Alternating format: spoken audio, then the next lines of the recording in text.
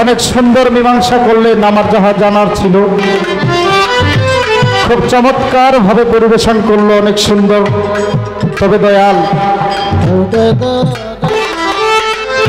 একটা কথা না বললেই না। এটা হইল, আপনি আমার একটা ভক্তির কথা কইছেন। আমার দাদা গুরু রসিক সাইজি বলেছিল যে ভক্তি দিয়া মারে কি আবার শেরকে দেয় কি। আমি তো ওইটা কইতে পারি না, মুখ দিয়ে উচ্চারণ করতে পারি না, আমার এটা বিয়াদবি হয়ে যায়। বাজান, গুরু যদি সত্যি হয়, গুরু যদি কামেল হয়, ভক্ত শিষ্য কিন্তু মোকাম্মেল হয়। এটা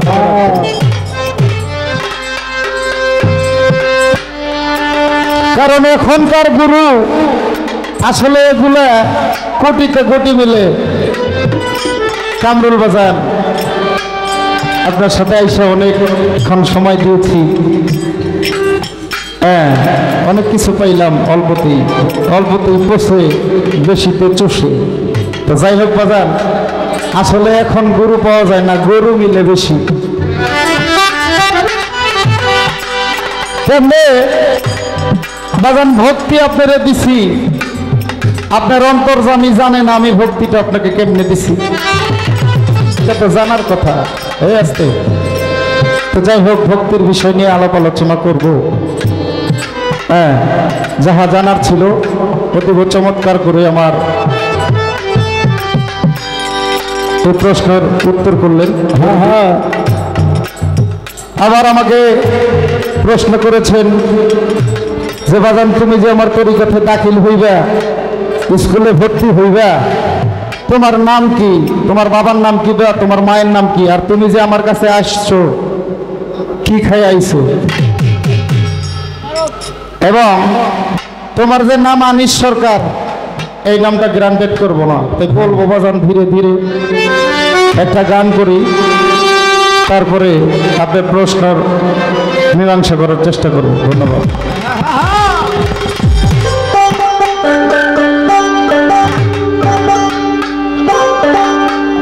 বাজান আরেকটা ভুল করছে, আমি ধরলে ধরতে পারি কিন্তু ধরুম না, এটা বেয়াদবি হয়ে যায়। আমি ওই ধরনের শিষ্য না। কারণ কেননা আপনি গুরুর ভূমিকায় গান করতেছেন, এমনিতেও আমার গুরু মানুষ। আপনি যদি আমার এইখানে জুতার মালা গলায় দেন, ওইটা আমার পুষ্প চন্দন হিসাবে গ্রহণ করতে পারে। যাই হোক, একটা শিষ্যের পক্ষে থেকে গান করছেন, প্রার্থনামূলকই করেন আর যেই করেন। হ্যাঁ, আর একটা বিষয়, আমি বাজান নামাজের কথা জানতে চাই নাই। পিসাব সাক্ষী, চ্যানেল সাক্ষী। আমি কি নামাজের কথা আমার আব্বারে জিগাইছিলাম? জিগাই নাই। তাই বাজান, নামাজের কথা আমি না জিগাইতে আপনি কইছেন। আচ্ছা, তাও ভালো। নামাজের কথা আসলে নাই, কিন্তু ঘটনা হইল আকিমুস সালাত ওয়াতুজ যাকাত, সালাতের কথাও আছে। যেইটাই বলেন, যত ধর্মই বলেন, একমাত্র আল্লাহ বলেন, ঈশ্বর বলেন, গড বলেন, যে যাই যার ধর্মে যেটাই নামোচ্চারণ হয়, তাকে পাওয়ার জন্য জঙ্গলবাসী হয়, তাকে পাওয়ার জন্য ঘর বাড়ি ত্যাগ করে পথের পাগল হয়ে যায়। আরে যাই হোক, একটা গান করি, তারপরে আপনার প্রশ্নের মীমাংসা করে আরো কিছু জানার চেষ্টা করব। ধন্যবাদ।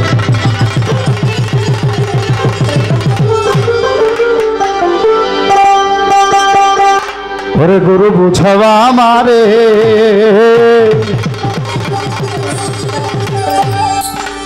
ওরে 7 হাত পানি নিচে বাতি কেমনে জ্বলে,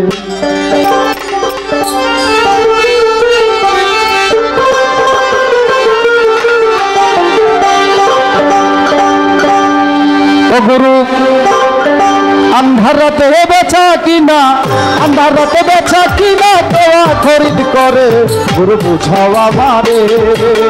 7 হাত পানির নিচে বাতি কেমনে জ্বলে, গুরু বুঝাও আমারে।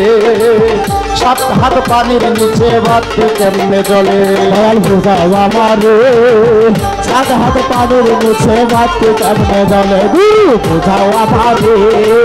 7 হাত পানির নিচে বাতি কেমনে জ্বলে। ও দয়াল আন্ধার রাইতের বেচা কিনা, আন্ধার রাইতের বেচা কিনা কেবা খরিদ করে, দয়াল বুঝাও আমারে। সাত হাত পানির নিচে বাতি কেমনে জ্বলে, দয়াল বুঝাও আমারে। সাত হাত পানির নিচে বাতি কেমনে জ্বলে, দয়াল বুঝাও আমারে। সাত হাত পানির নিচে বাতি কেমনে জ্বলে। ওরে পুকুরেতে জল নাই গুরু পানা কেন ভাসে, পুকুরেতে জল নাই গুরু পানা কেন ভাসে, পুকুরেতে জল নাই গুরু পানা তবু ভাসে, পাঞ্জর ভিজিয়া গেল কোন মাসের ওই শীতে, বুঝাও আমারে। সাত হাত পানির নিচে বাতি কেমনে জ্বলে, বুঝাও আমারে। সাত হাত পানির নিচে বাতি কেমনে জ্বলে। দরবি এই যে আপনি পাঁচটা নূর সম্পর্কে অবগত করেছেন, আমি জিগাই নাই, তো এরকমই দয়ালি দরকার। হ্যাঁ, একটা প্রশ্ন করলে একটা বিষয় জানতে চাইলে অনেকগুলো বিষয় জানায়, এরকম দয়াল কয়জনের ভাগ্যে হয়? আমরা ওরে আন্ধার রাইতের বেচা, আন্ধার রাতের বেচা কিনা, আন্ধার রাইতের বেচা কিনা কেবা খরিদ করে, দয়াল বুঝাও আমারে। সাত হাত পানির নিচে বাতি কেমনে জ্বলে, দয়াল বুঝাও আমারে। সাত হাত পানির নিচে বাতি কেমনে জ্বলে, দয়াল বুঝাও আমারে। সাত হাত পানির নিচে বাতি কেমনে জ্বলে, গুরু বুঝাও আমারে। সাত হাত পানির নিচে বাতি কেমনে জ্বলে। আমার মন কোনে গো চলে গুরু সদাই উল্টা পথে, চলে গুরু সদাই উল্টা পথে, মন কেন গো চলে গুরু সদাই উল্টা পথে, কেন গো চলে গুরু সদাই উল্টা পথে। আমার ছয়ের বুকি কন্ট্রোল হবে বলো কি কারণে, দয়াল বুঝাও আমারে। এমরা সাত হাত পানির নিচে বাতি কেমনে জ্বলে, দয়াল বুঝাও আমারে। সাত হাত পানির নিচে বাতি কেমনে জ্বলে। দয়াল জিজ্ঞেস করেছে যে আসলে তুমি যে আমার স্কুলে ভর্তি হইতে আইলা রে, ওরে শিষ্য তোমার নাম যদি আমি সরকার বলো, আমি এটা তোমার খাতায় দাখিল করব না। আর তোমার বাবার নাম যেটা ডাক নাম ওইটা যদি বলো সেটাও দাখিল করব না। তোমার মায়ের নাম যেটা আছে সেটাও দাখিল করব না। দয়াল যারা তরিকায় দাখিল হয় তাদের আদি অন্ত একটা নাম আছে, শুধু তরিকায় দাখিল হয় তাদের না, মানুষগুলো যারা জন্মগ্রহণ করেছে তাদের আদি অন্ত একটা নাম আছে, তাদের পিতারও আদি অন্ত একটা নাম আছে, তাদের মায়েরও আদি অন্ত একটা নাম আছে। দয়াল আমি যখন এই ভূমণ্ডে আসার আগে আমার বাবার মস্তকে ছিলাম গো,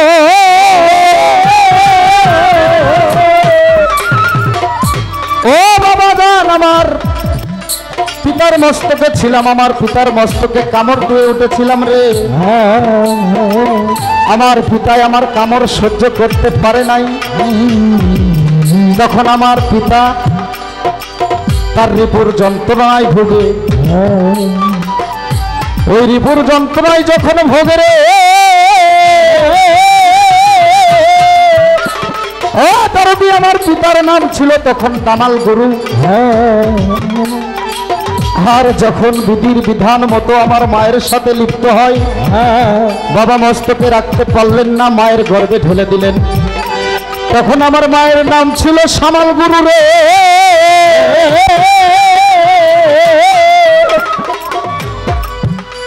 আর আমি যখন 10 মাস 10 দিন মায়ের গর্ভে ছিলাম, যখন এই পৃথিবীতে এই ভূখণ্ডে আমার আসার সময় হলো,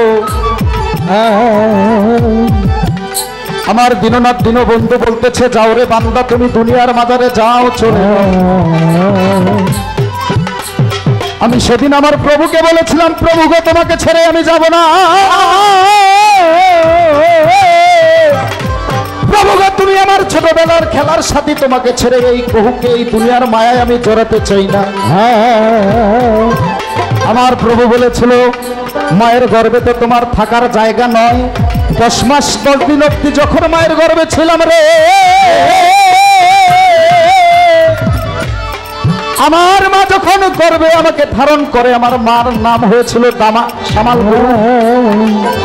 আর যখন আমার দয়াল হুকুম করে আমি আসতে চাই নাই, আমি আমার দীনবন্ধুকে বলেছিলাম, প্রভু গো, যদি তোমাকে ছেড়ে যাই এই মায়ার দুনিয়াতে আসি, আমি তো তোমার ছোটবেলার খেলার সাথী, তুমি আমার ছোটবেলার খেলার সাথী, তোমাকে ছেড়ে এই মায়া দুনিয়াতে বেচাইতে চাই না। আমার প্রভু আমার লালন কর্তা পালন কর্তা বলেছিল তোমাকে যেতেই হবে ওই কারাবাসে।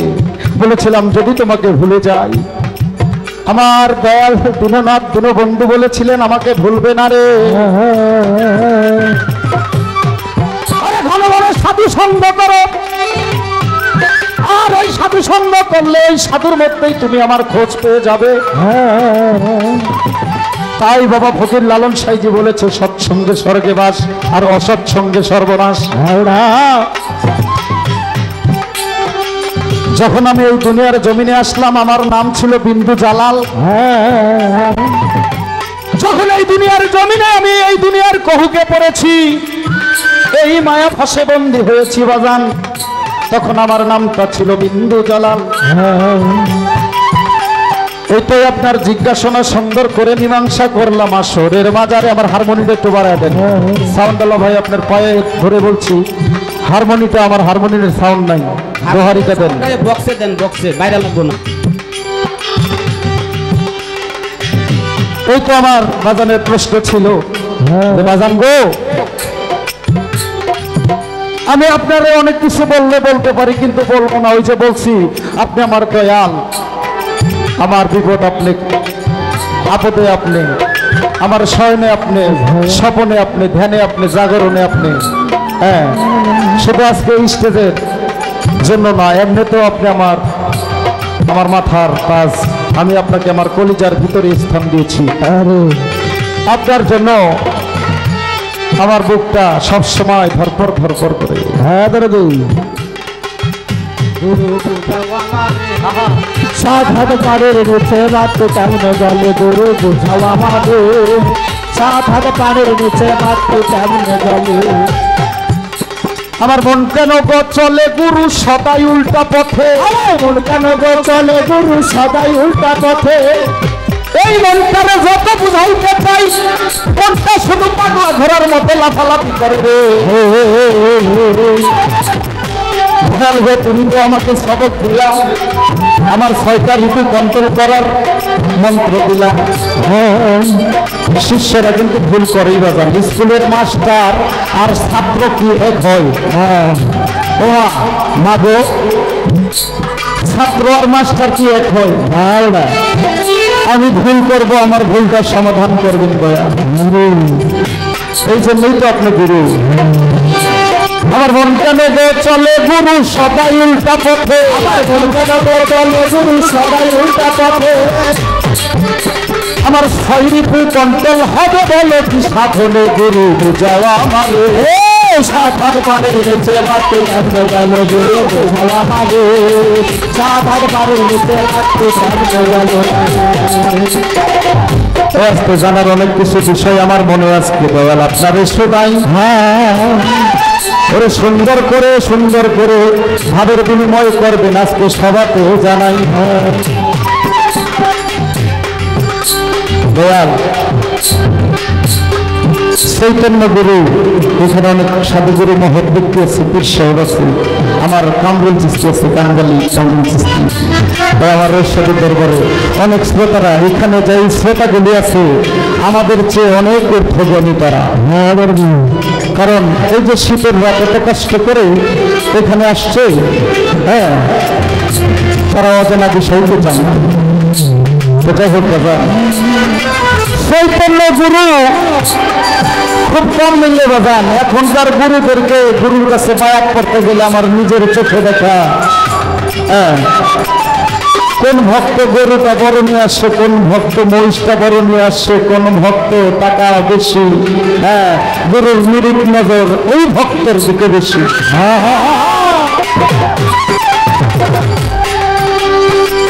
আপনার কাছে আমার জানার বিষয় একটা, সত্তর তথা কাপড়গুলি 4 যুগের ব্রহ্মাণ্ড, এই যুগে ভালো পিসাব পাই না সবরা সাথে লেগেছে, বাউল গানেরও সাথে লেগেছে, আপনি বলছেন তরিকতেরও সাথে লেগেছে। কিছু কিছু ভণ্ড পীরের কারণে, কিছু কিছু ভণ্ড সাধুর কারণে, কিন্তু মজার এখানে একটা কথা, আসল গুরু আছে আমার আল্লাহ পাক, আমার রাসূল পাক বলেছে।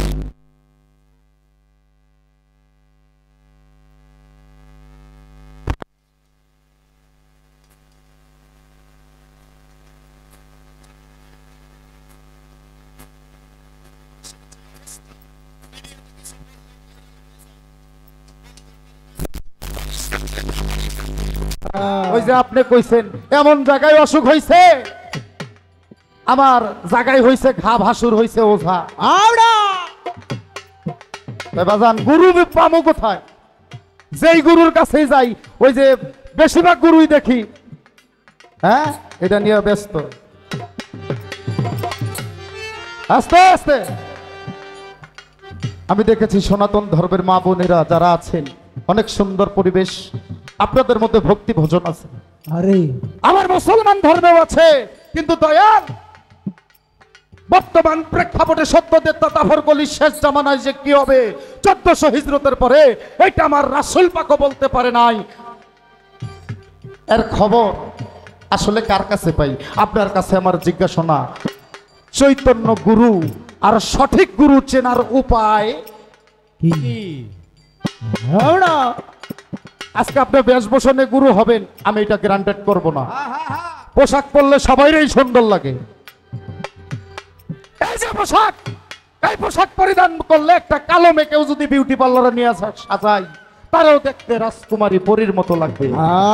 একটা কালো ছেলেকেও যদি সুন্দর করে সাজিয়ে গুছিয়ে সেভ করে সাদা পোশাক পরিয়ে দেই, তাকেও দেখতে চকচক লাগবে। কিন্তু আসলে চকচক করলেই তারে সোনা হয় না, হয় না। দয়াল আপনার কাছে আমার জানার বিষয় পাইছি আজকে।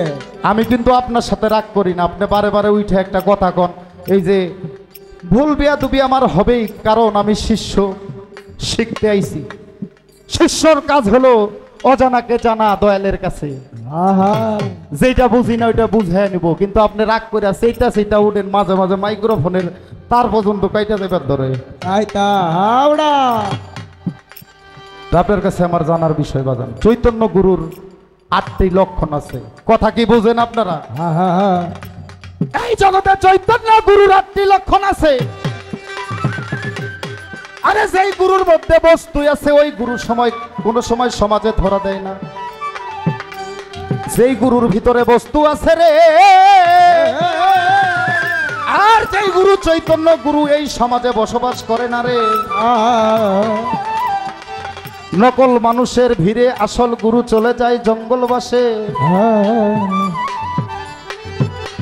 ওই যে কইছেন বাবা, আপনারা কাসিম চিনেন? কাসিম, হ্যাঁ, এটা যদি ডিম পারে আপনার 10 কিলোমিটার দূরে, এখান থেকে 10 কিলোমিটার দূরের থেকে তা দিয়া বাচ্চা ফুটায়, সায়েন্স বলে।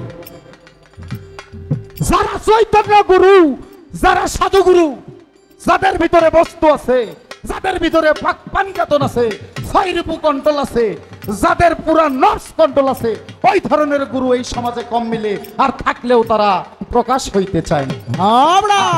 আমার জিজ্ঞাস দয়াল, বর্তমান সত্যতেতা তাপরকলি 4 যুগের শেষ জামানা, 1400 হিজরতেরও শেষ পার হয়ে অনেক হিজরতে আসছে। তো আমার জানার বিষয়, সঠিক গুরুর 8টা লক্ষণ থাকে, এটা কোরআনের কোথায় আছে? এবং এই যে 8টা লক্ষণ, এই 8টা লক্ষণ বাদ দিতে হয়, বর্জন করতে হয়, আবার 8টা লক্ষণ অর্জন করতে হয়। কথা বুঝেন? মানুষ হওয়ার জন্য না। যারা চৈতন্য গুরু বাজান জগতের মাঝারে, 8টা বস্তু তারা দেহ থেকে ত্যাগ করে, আবার 8টা বস্তু তারা বর্জন করে, 8টা বস্তু অর্জন করে। আমার জানার বিষয়ে 8টা বস্তু কি, এটা এখনকার গুরুদের মধ্যে দেখা যায় না কেন? আমি আপনার মধ্যে দেখছি কিনা ওইটা প্রাইভেট, পার্সোনাল, ওইটা আপনার আর আমার পার্সোনাল বিষয়। মিডিয়া আছে হ্যাঁ কমন। আমার জানার বিষয়, এই 8টা বস্তু কি ত্যাগ করে? ত্যাগ করে আবার ওই 8টা বস্তু অর্জন করে। আমার জানার বিষয় এই 8টা বস্তু কি?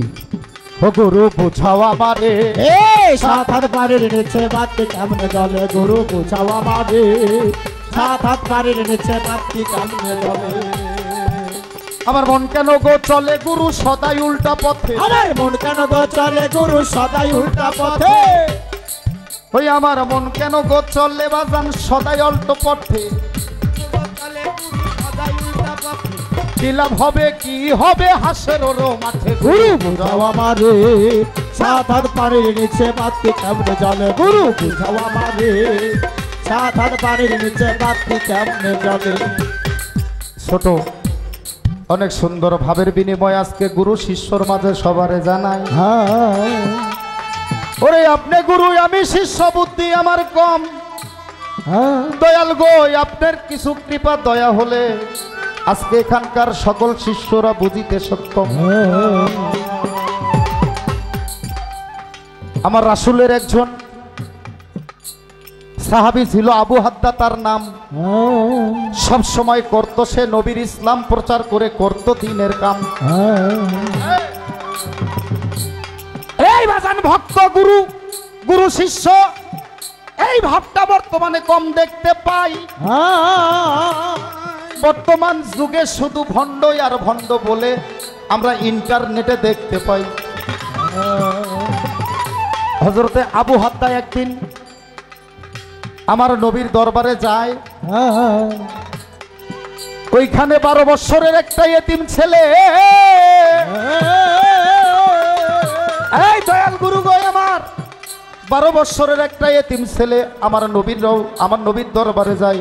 মসজিদে নববীর মধ্যে আমার রাসূল পাক হযরত আবু হাদ্দাকে নিয়ে তরিকতের আলাপ আলোচনা করতেছেন। এরই মধ্যে 12 বছরের একটা যুবক সে যে আমার রাসূলুল্লাহকে বলল, আসসালাতু আসসালামু আলাইকা ইয়া রাসূলুল্লাহ, আসসালাতু আসসালামু আলাইকা ইয়া হাবিবাল্লাহ। দয়াল নবী গো আপনার কাছে একটা নালিশ জানাই।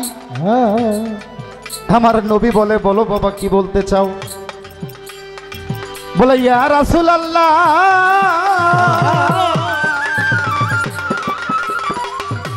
ইয়া হাবিবাল্লাহ, জন্মের পর আমার 8 বছর বয়সে পিতা মরে গেছে, মাতাও মরে গিয়েছে।